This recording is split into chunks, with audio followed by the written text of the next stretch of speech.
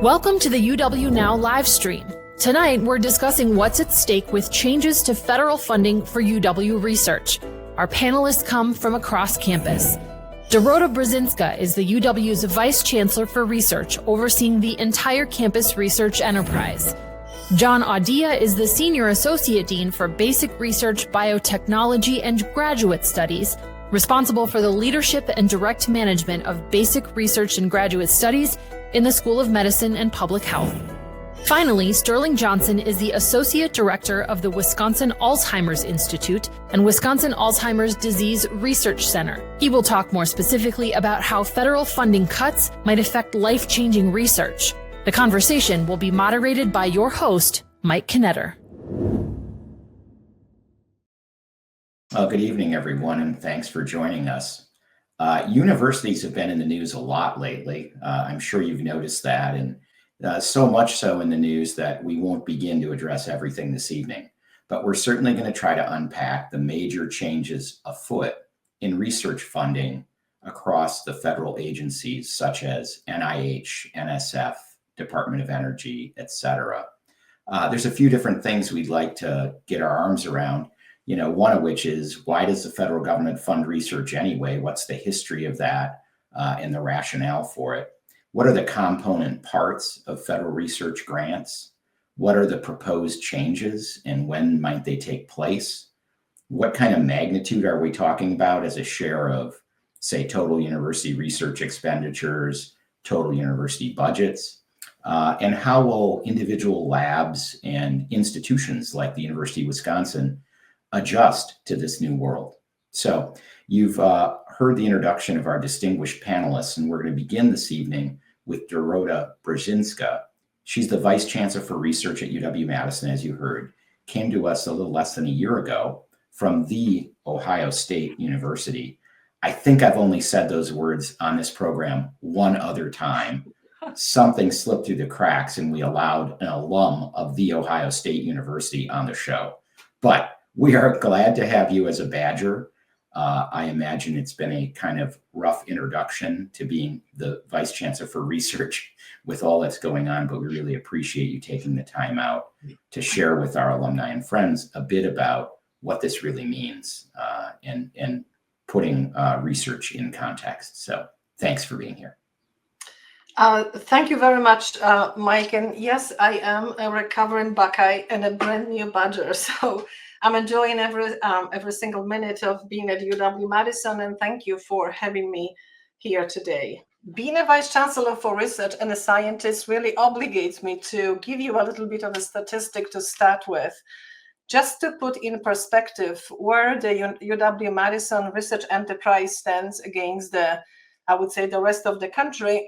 So what you see on the screen right now is the most recent National Science Foundation HEART survey, which really essentially presents the volume of research at the top research universities in the country.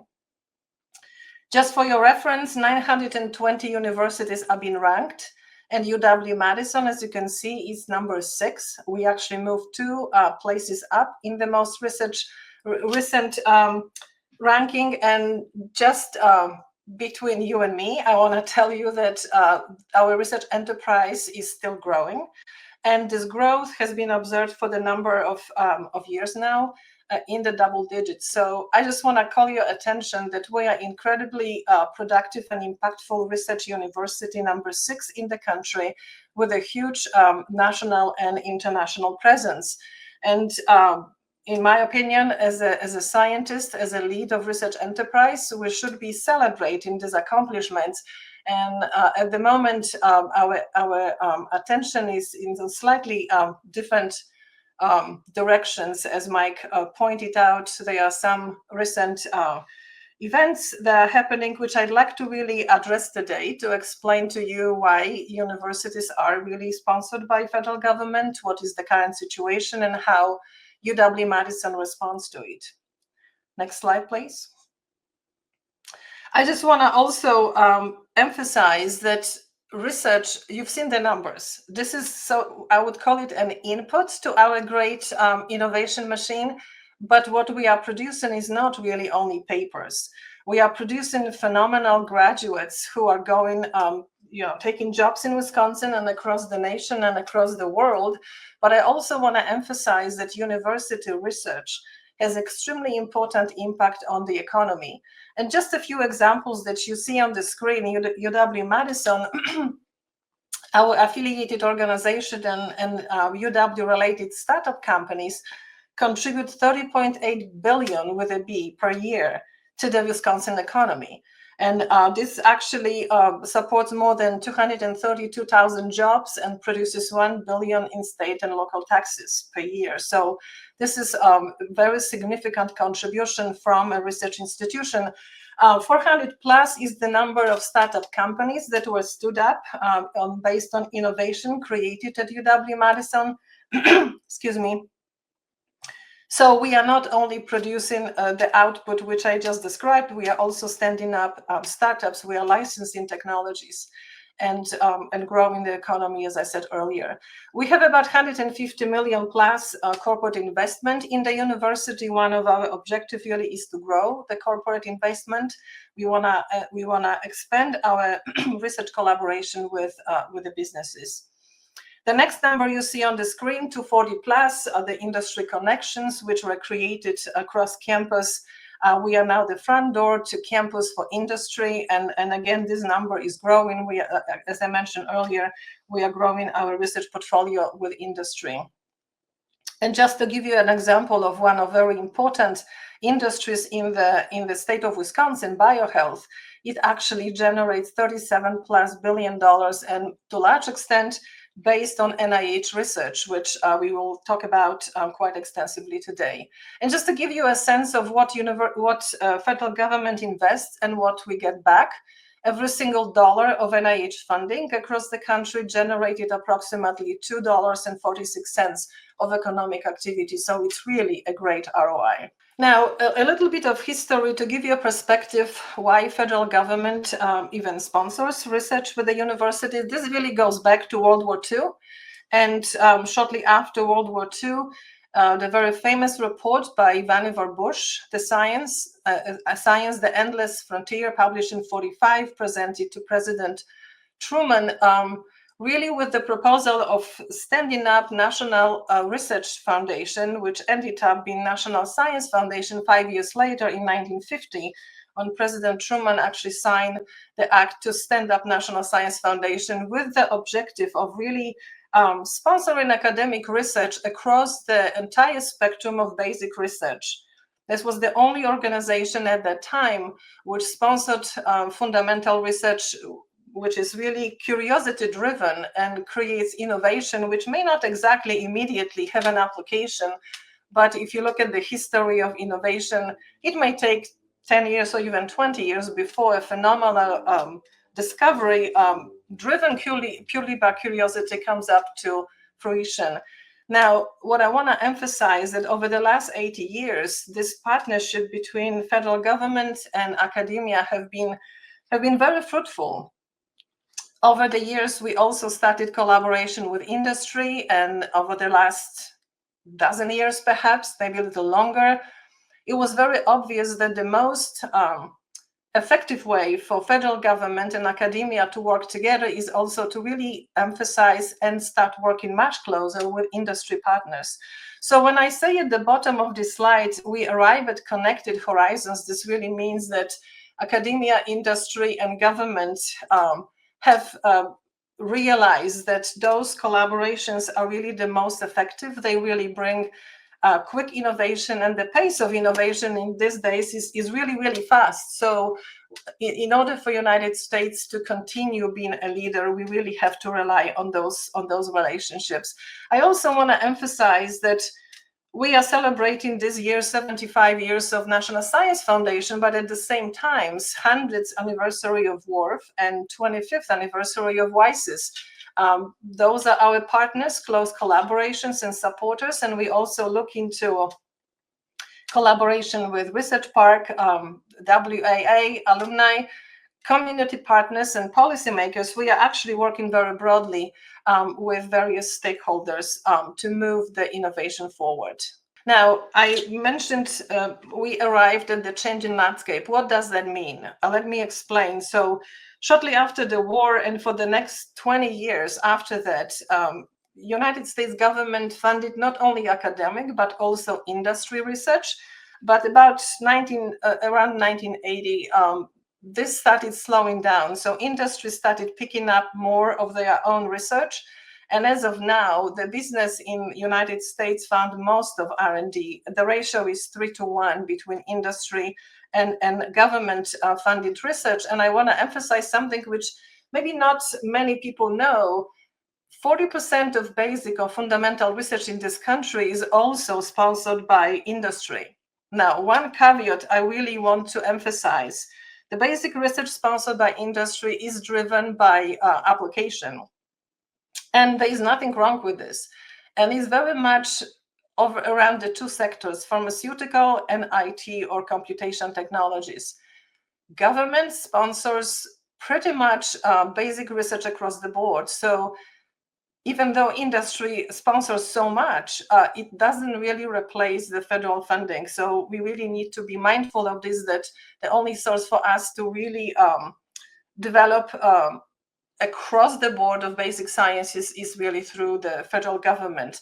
I also want to mention that there is significant contribution coming from universities themselves, also from the state and foundation, but still the largest funder of university research at the moment for the universities is really federal government.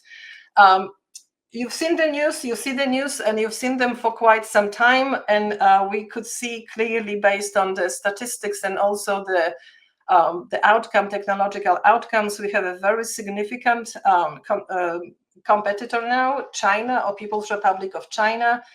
United States is in completely different geopolitical environment right now. It's not only China, there are other economies and other nations which really grow innovation, but China is our closest and strongest competitor. We also face a shortage of STEM workforce in our country. So this is also one of very important components which we need to emphasize when we talk about the changing landscape in the current innovation and R&D environment. And one other thing I also want to emphasize, so the huge success of science and technology, both in the United States and globally, is so impactful that right now it's actually considered to be the new currency of power, as important as economy or military alliances. So we need to keep this in mind. Innovation and success on science and technology brings United States to be a leader in many dimensions. Now, I want to talk a little bit about cost of doing research. And you must have seen in the news recently a number of different articles presenting or sometimes misrepresenting really what F&A or indirect cost is. And I'd like to emphasize and also quote Senator Young and Mr. Pottinger, who actually recently wrote an excellent article. And they clearly said in this, funding for R&D is not a gift to academia. It is vital to US security and economic prosperity. And I think we all in academia cannot agree more with this statement. And let me explain a little bit more what is meant by that. So number one, I mentioned we have a very significant competition in China, and it's not just AI, it's also biotech, it's also quantum computing, robotics, many other technologies, and those technologies are pivotal to our security and prosperity. Well, China, I'm sorry to say, but China has surpassed the United States in research publications, patents, and knowledge and technology, particularly technology which is tech-intensive manufacturing. And according to the most recent statistics provided by the Critical Technology Tracker, China leads in 57 out of 64 categories of so-called critical technologies. So it completely flipped what it was 15 years ago when the United States was the lead in almost 60 of those categories. Right now, China is number one in 57. And just for your information, China continues investment in their R&D, and just last month they announced another increase in science and technology spending by 8 and 3.3%. But this is really an attempt to explain cost of federally sponsored research, and they are so-called direct costs, and F&A of facilities and administrative, oftentimes also called indirect cost. And I will attempt to explain what it means. So what you see in the left bottom corner is really, well, it's a lab, right? And the label below explains that the allowable direct costs would be, for example, cost of a stipend for the students, cost of the of the researchers' salaries, the supplies for the lab, etc., travel, publication. What is not allowed by federal guidelines is really inclusion of things like utilities, including ventilation, heat, air conditioning, providing secure access to data storage, internet, telecommunication, special core facilities which support special research. This is not allowed in direct cost, and this is not allowed by federal regulations. So every university has a specific rate of F&A. UW-Madison has 55.5% currently. And I want to emphasize this is not a number that UW comes up with. This is the federally mandated or negotiated number, which is subject to reviews every few years.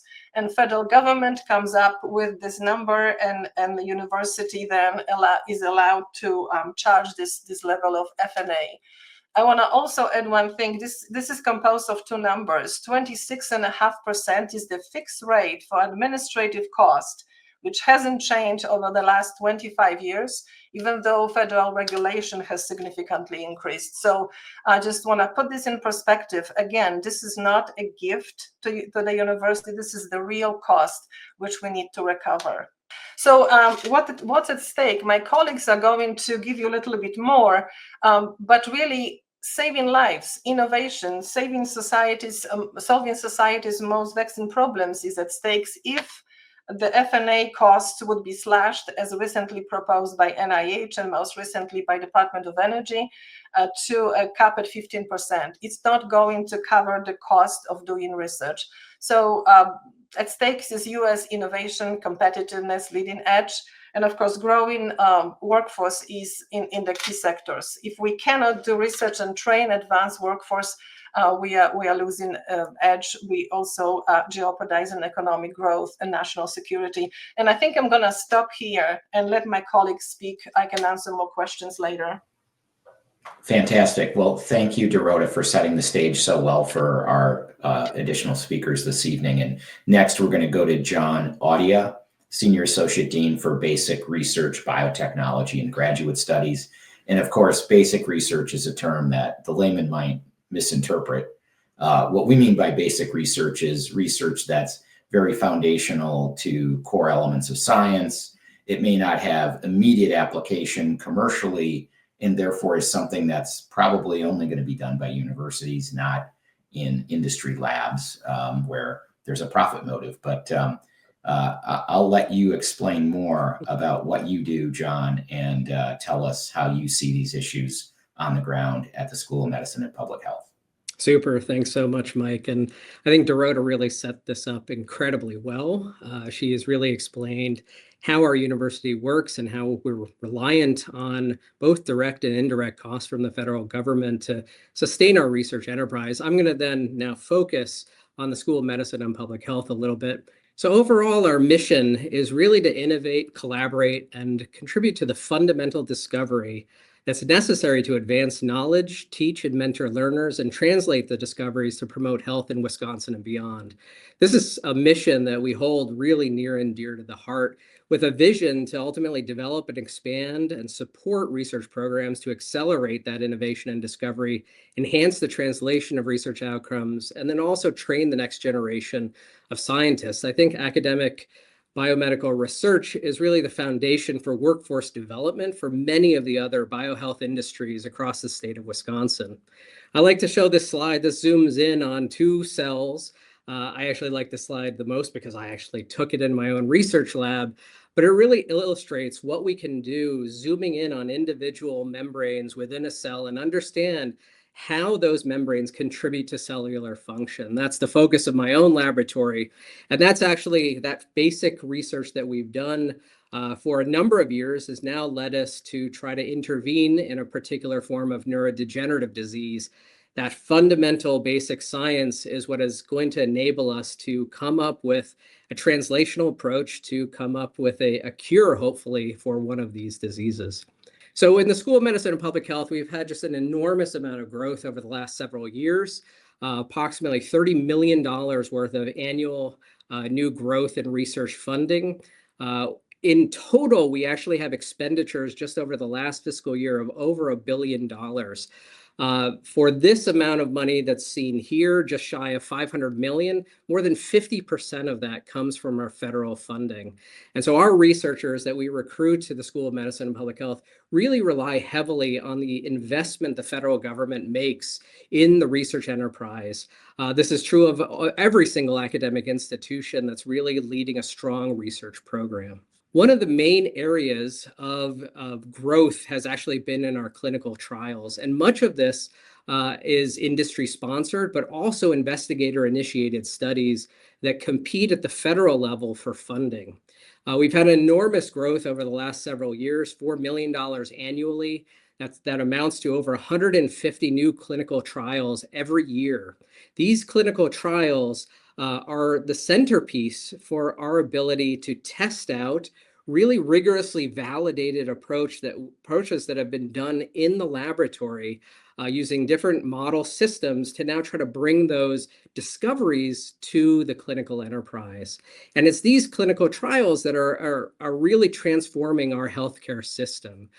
We want to innovate in the space of improving cancer care, dementia care. The way that we do this is through clinical trials, which really ultimately rely heavily on federal investment as well. Both the direct costs that go into actually conducting the research to secure the investigators' time and all of the equipment and resources that go into a clinical trial, but also the indirect costs that come along are absolutely essential. They bring in the safety, regulatory, and compliance pieces that are absolutely critical to doing a clinical trial in the most safe and responsible manner. You can't really distinguish or divorce the directs from the indirects. Together, they're actually what make it feasible for us to take our discoveries and try to bring them into clinical implementation. So I just wanted to highlight a few of the more recent awards that have been made to the School of Medicine and Public Health, largely through federal funding resources. The Alzheimer's Disease Research Center, and you're going to hear a bit more about the Consortium for Clarity by the next speaker, Dr. Sterling Johnson, but this is one of the largest awards ever made to the University of Wisconsin-Madison. And this will transform our ability to discover new biomarkers to improve clinical care for those that are suffering from dementia. Our Alzheimer's Disease Research Center is nationally renowned for its work in this space in terms of biomarker discovery. It is now feasible to diagnose an individual who is likely to develop dementia well before the signs of that dementia actually take place. And a lot of the work that's going on right now is really focused in this area. How do we take advantage of screening approaches to ultimately be able to intervene in the disease course in these individuals? This relies on a number of cohort studies that we have ongoing, one of which is called the Wisconsin Longitudinal Study, which has engaged a large number of individuals across the state of Wisconsin in their care and in the development of novel biomarkers for disease and ultimately for disease intervention. The Wisconsin Registry for Alzheimer's Prevention is yet another wonderful cohort that has been built up by our investigators over a large number of years that have allowed us to really make the transformative discoveries to accelerate our ability to diagnose and soon to hopefully treat dementia and other cognitive disorders. Our Institute for Clinical and Translational Research plays a foundational role in our ability to bring those basic science discoveries made in the laboratories here at UW towards clinical and translational implementation. This award helps to train our investigators in the appropriate approaches to build new clinical trials and clinical research programs, and bring those discoveries really into the forefront of how we're treating patients in the clinic. Our Carbone Cancer Center, again, is world-renowned, one of a very few number of comprehensive cancer centers nationally. This is a major draw for not only people in the state of Wisconsin, but around us as well, come here to be treated by our physicians who have strong research programs, trying to find new ways of treating individuals for cancer. You know, as I've actually witnessed colleagues and friends go through cancer treatment, this area of research is very near and dear to my heart personally. And we know, if you've ever had a friend in the clinic going through chemotherapy, the types of approaches we use right now, they really have to be improved. And it's really those clinical trials that are going to advance our ability to care for our patients with the worst forms of cancer and allow them to have a higher quality of life and ultimately, hopefully, a cure from their disease. Our studies in asthma focused on children in urban settings has been really transformational in terms of how we're identifying children that suffer from asthma, as well as interventions for those kids so they can have a better quality of life. CRISPR Vision is a wonderful new award made from the NIH to support the use of a new technology, basic science discovery called CRISPR gene editing, that allows us to go in and try to cure patients that have debilitating blindness or other forms of eye disease. All of these research programs rely both on direct costs as well as indirect costs. And the way that I like to try to explain this is a simple analogy. You travel to a grocery store, you purchase a wonderful steak, you want to bring it home for your family and have a wonderful dinner. Those are the direct costs that you're using to purchase that steak. When you get home, probably your first place you go is to your refrigerator to put that steak to maintain its tenderness, its ability to be a great source of nutrient for your family. You know, those costs to make that refrigerator function, those are the indirect costs. So if you cut out the indirect costs, you can no longer store that steak appropriately. Moreover, if you can't take it over to your gas-fired stove and fire that steak, because there are no indirect costs to support the gas that runs your stove, you're in a position where, again, you have a raw piece of meat. And that's what you're left with if you only have the direct costs. You need the combination of direct as well as indirect costs to really be able to effectively do the research that we do here at the University of Wisconsin-Madison. I just wanted to leave you with also the utility we are taking advantage of now in data resources. Data is our key to the future, and leveraging data, whether it's imaging data, whether it's genomic data, this enables us to address disease in a completely new way, in a personalized medicine approach, providing precision health strategies. And some of the ways we're leveraging data is through radiological imaging to be able to diagnose disease at an earlier stage using an image off of a CT or an MR system. We're using data through genomics to be able to identify what is the best course of action to treat somebody's disease.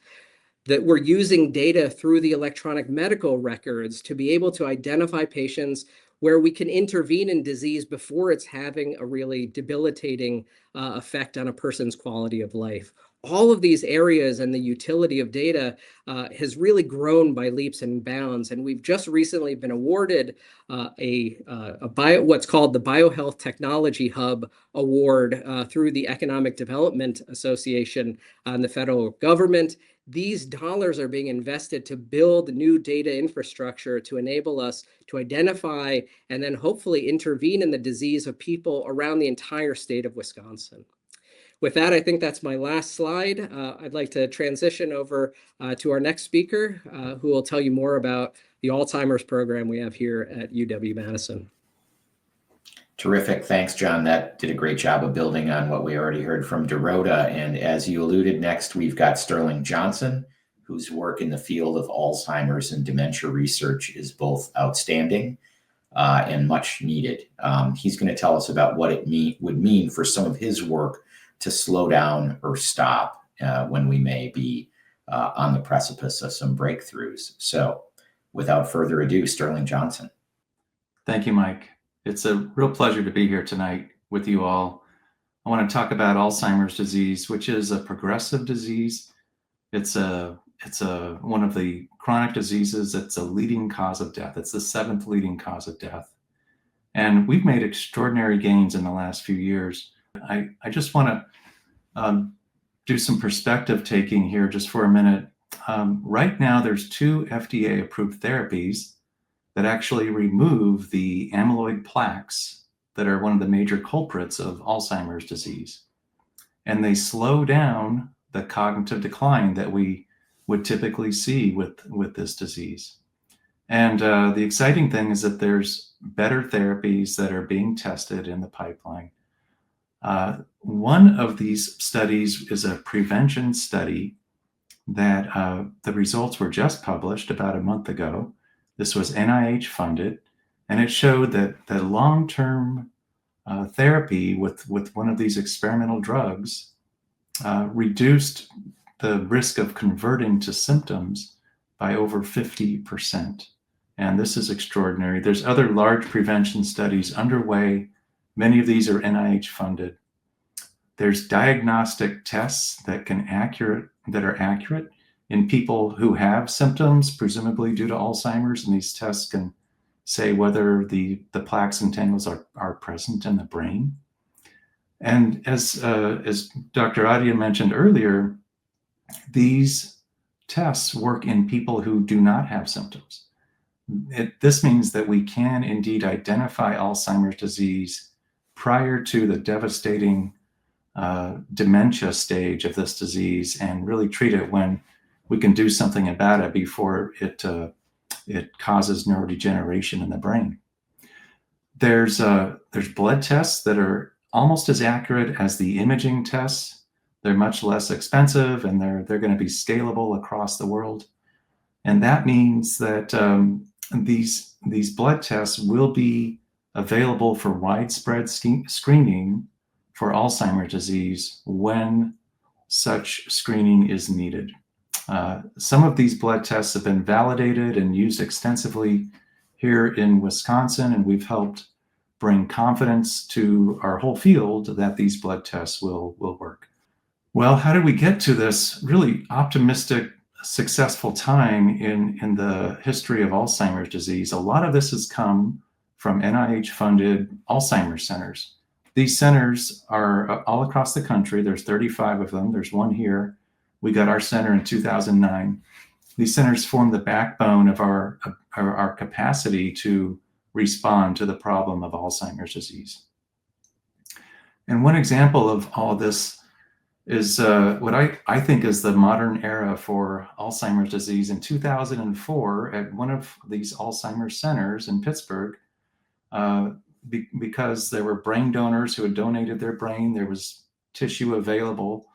The researchers there who were trying to develop an imaging marker for Alzheimer's disease, they used these donated brains to understand if their imaging marker was actually going to bind to the amyloid plaques in the brain. And that discovery was published in 2004. That launched the modern era where we could actually detect amyloid plaques in the brain in a quantitative way. And this has led to some remarkable capabilities, which the main one is we can actually identify this disease, put the right people into the right trials at the right time of life. And lo and behold, that has led to drugs like lecanemab and donanemab being approved by the FDA, and there's multiple other drugs in the pipeline. What's going on across the field? There's many clinical trials happening, and some of these trials are happening here at UW, including that first one. It's an NIH-funded study called the AHEAD study, and it is indeed a prevention study in people who have amyloid plaques in their brain, which usually progress and lead to dementia. And the goal here is to see if we can stop those plaques and therefore stop the symptom progression to dementia.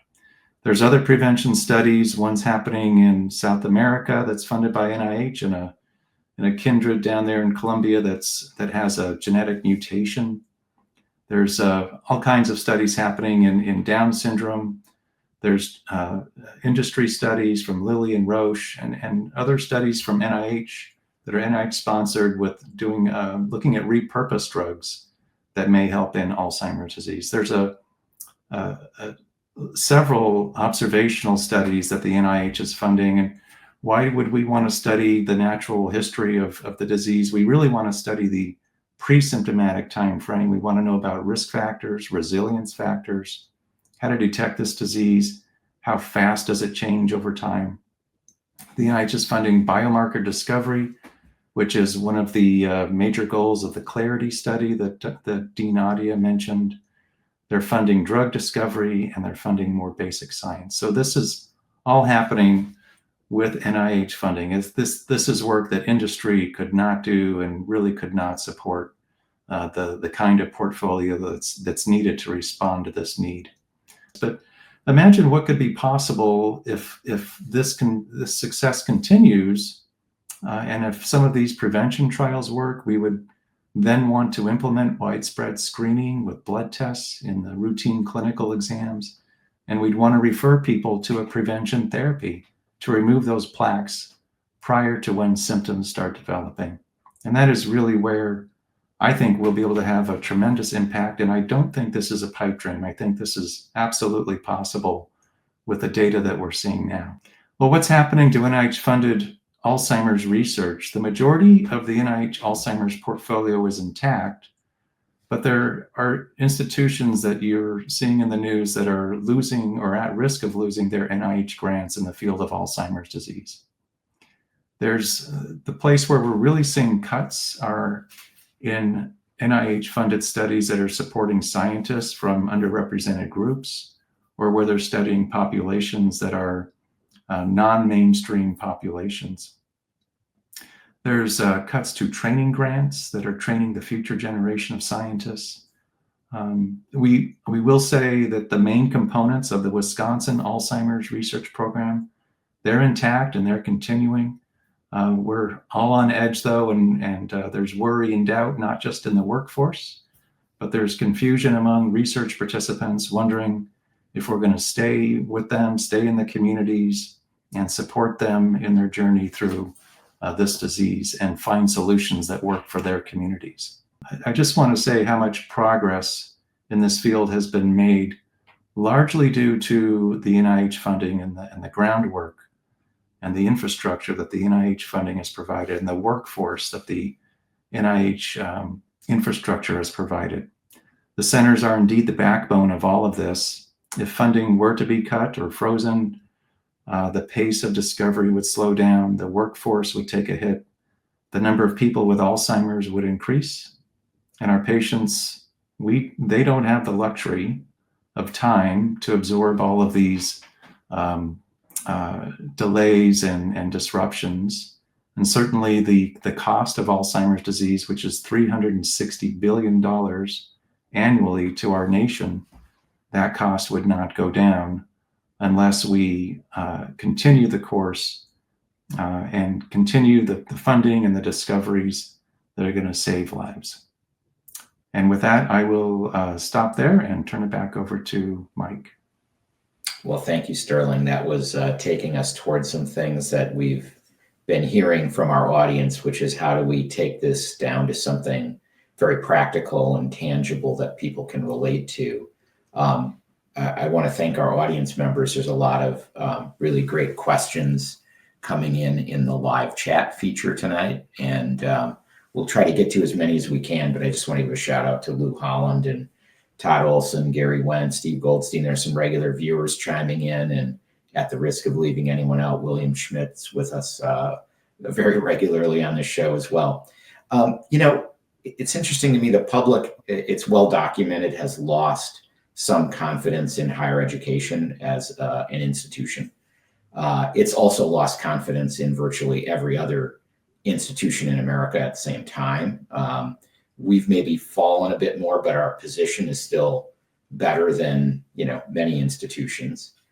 And in survey research, we also learned that people's attitudes about America's leading research universities held up very strongly, and in fact, they have a very positive impression of research universities. So it is puzzling that the federal government seems to be attacking first and foremost research universities and research activities.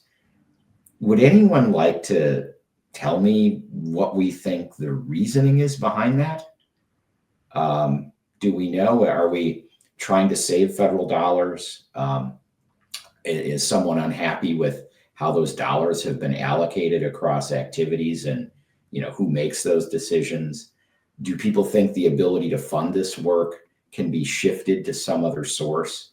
Help me out. What's driving this seemingly relentless attack on research universities? And we haven't even gotten to the individual research universities that are under a lot of pressure right now.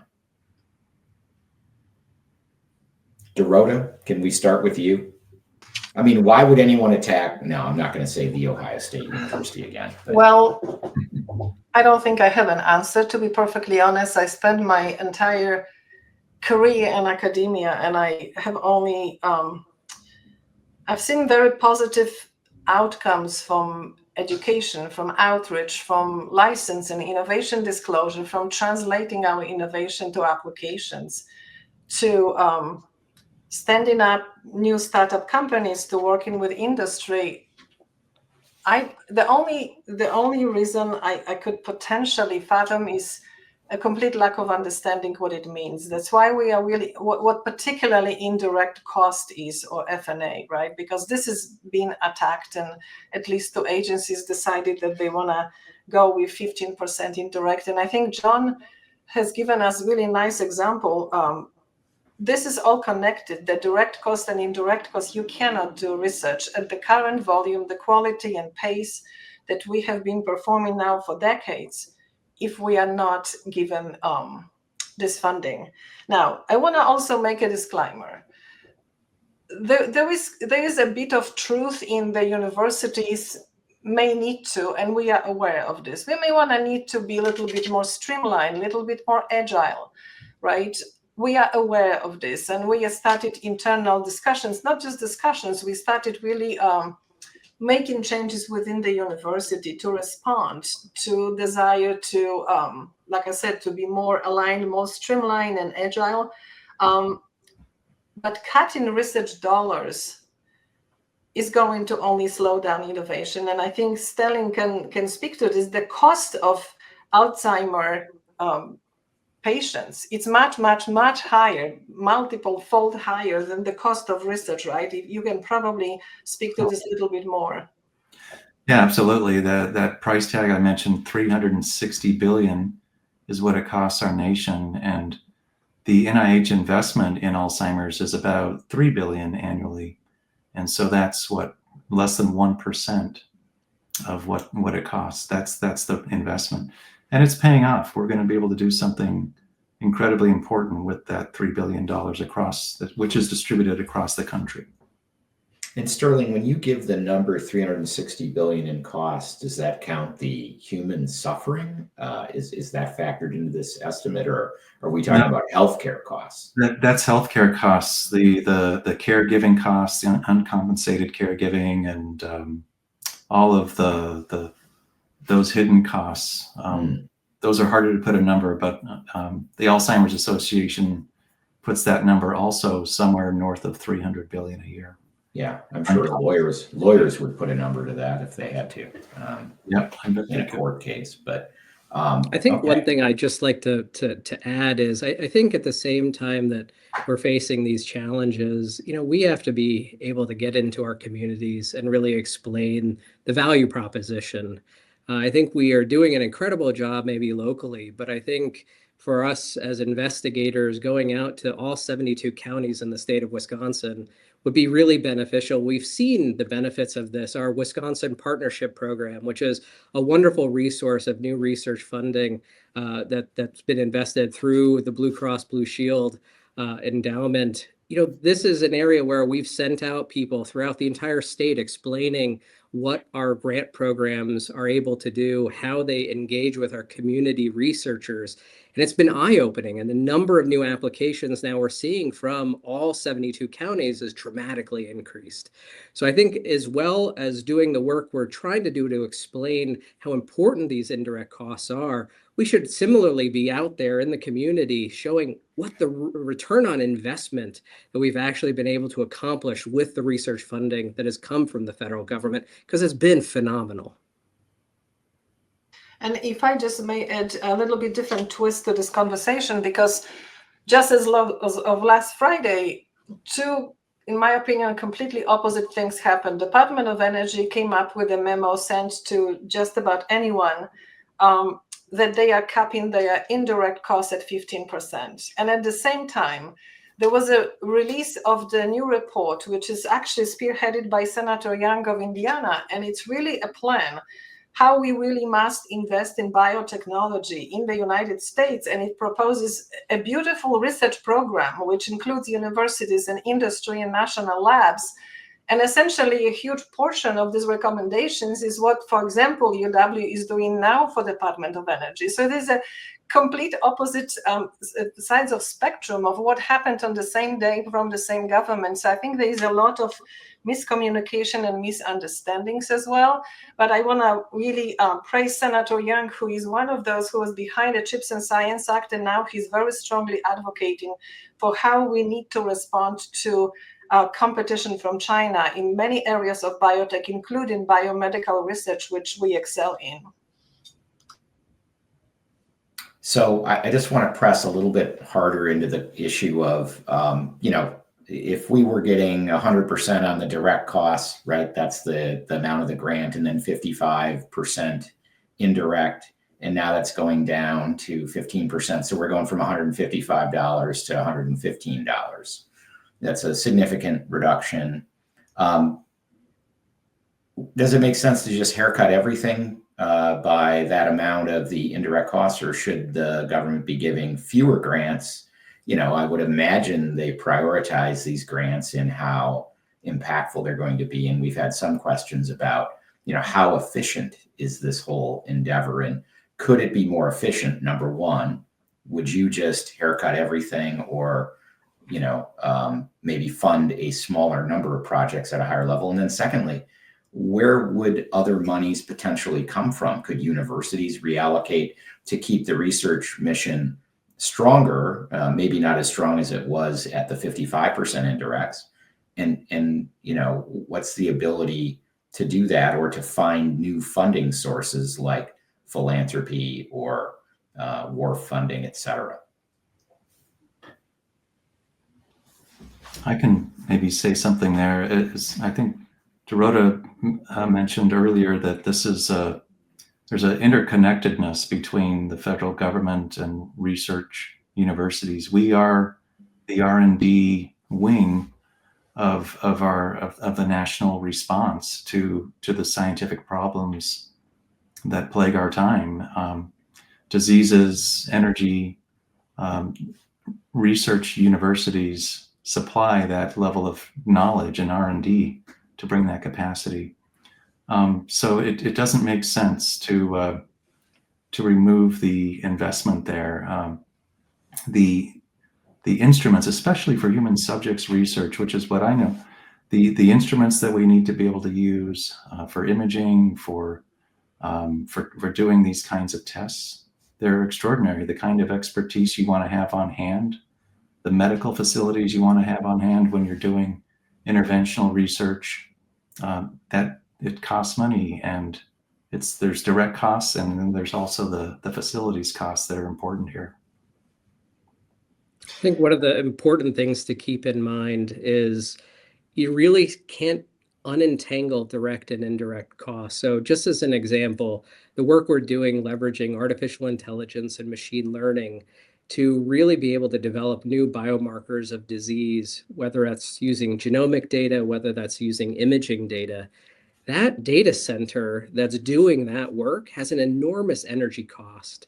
And it's very difficult to disentangle that cost from all of the rest of it. So if you say, well, we're going to reduce the indirects it doesn't really matter if it's 1 grant or 100 grants. You still need the infrastructure of the institution to be operating to support any of the research that's happening. I also want to add and emphasize one thing. Research is not a stop and go operation, right? So the current disruptions, even if it's a slowdown, hopefully it's just a slowdown, it's already very disruptive to a number of researchers, a number of projects, right? Again, human subject, for example, or colonies of bacteria, of things that really you cannot just turn off and on.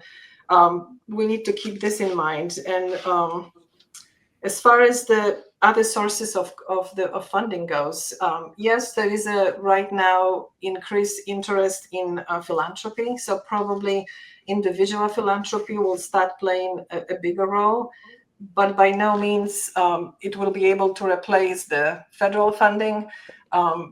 Sometimes the questions are, why don't universities spend their endowment? And the answer is very, very clear that endowment components, the donors, are very specific what they put the money for. And this is not unrestricted spending. And most of I think well over 80% of our current endowment is restricted. And if we start spending even a small portion, we would actually spend it very quickly. I mentioned earlier the current research dollars of grants in terms of awards to UW-Madison is $3.5 billion. Our full endowment, if I'm not mistaken, Mike, is about $4.3 billion roughly, right? So we will spend this very quickly, even if we could.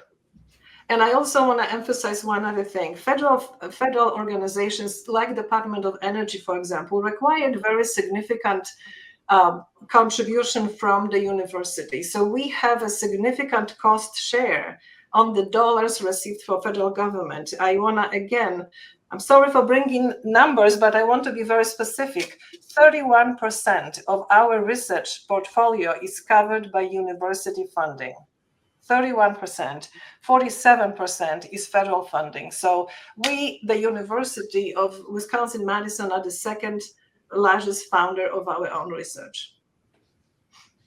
Thank you for adding that perspective. That's very helpful. And I couldn't agree with you more. Our endowment dollars are even more than 85% restricted, even further than that. Some of them are restricted to certain types of research. And, given the time and opportunity, it's possible we could increase the amount of funding that goes for research. But that would take some time to adjust. And as you said, it's not a stop and go enterprise. All right. So where do we go from here? What are you going to be watching in the weeks and months ahead, Dorota, as you try to assess what UW-Madison is going to need to do to adjust? So we have been watching very closely what's happening, but not just watching. We are very actively engaged at national level, AAU, APLU, COGOR, and other national organizations, and our, Big Ten Academic Alliance. We are all in the same boat. Everyone is subject to, similar potential cuts and restrictions. We are looking internally. We have been working across the university, the executive committee and the deans and department chairs. We are really working together right now to figure out the plan, a backup plan. We are looking into bridge funding. How long can we last? We don't know. It depends how much cuts we will be subject to. But yes, what's on the line is we have much lower number of graduate admissions this year because we just are not certain with if we can support them, right? There are potential losses in staff, postdoctoral researchers, right? This is all going to happen because we have a lot of staff who are on so-called soft money, so they are paid on those projects. So there could be massive changes and cuts to the university, but we are, like I said, we are trying to also figure out where we can save some money, relocate some money, prioritize certain investments. Unfortunately, those are very difficult decisions, but a university is essentially serious in taking responsibility and potentially, turning those challenges to opportunities, right? We will be very actively looking into expanding partnerships with industry, for example, right? Reaching out to foundations, seeing if we can actually grow our portfolio more in those directions. But frankly, if the federal government stops funding us or cuts us very significantly, I think both of my colleagues, John and Sterling, already indicated there will be innovation lost, the lives lost, and essentially much less students who we can actually train to be competitive in 21st century jobs, which we can't even imagine at this moment, right? So this is a lot that is at stake. And of course, the research, the innovation, the translation to applications translate to economic impact, right? We create new jobs. There are new companies which produce new products. We buy in those products, and economy is a nice, circular machine. So I think we have a lot to lose, and we need support. We need advocacy. We've been traveling to DC. We've been talking to alumni. We've been talking to other stakeholders. I know that we have other organizations helping us, trying to help us in other universities. But again, we need support. We need advocacy. We need you to talk to your federal representatives. Ask those questions that you are asking us today. We also would like to understand why. And how can we work together to resolve it? University doesn't want to sit and wait. We are also very proactively working nationally in trying to figure out what new model can we develop and present to the government so that we can agree on potentially better, maybe more transparent, less complicated approach. Great. Well, we have more questions in the chat than we're going to be able to get to, so we'll try to push out some answers to those tomorrow to viewers who signed up tonight. We can take a stab at those. But I think for a closing, I'm going to ask each of you to tell me what's the most important discovery that you think of in your field that came out of university research recently. And before you have to take your turn, you can think about it. I'll just say, I think, a really important turning point for the United States in prevailing in World War II was the flight of intellectuals from Europe and a government that did not allow the freedom of inquiry. And that was a really important phenomenon that kind of turbocharged academia in the United States because we had a tremendous influx of talent. And that was a really important thing. Certainly hate to see that go the other direction. But favorite discovery in your area, Dorota, and then John, and then Sterling? My 20 plus years of active research was really in global positioning systems. So my team and I, over the years, contributed to the fact that now all of you have this little device which has GPS at your fingertips. It took us 20 years to make sure that this is really provided and given as an everyday commodity. John? I think I'll touch on cell and gene therapy as just an amazing approach that's really transforming the way that we treat our patients.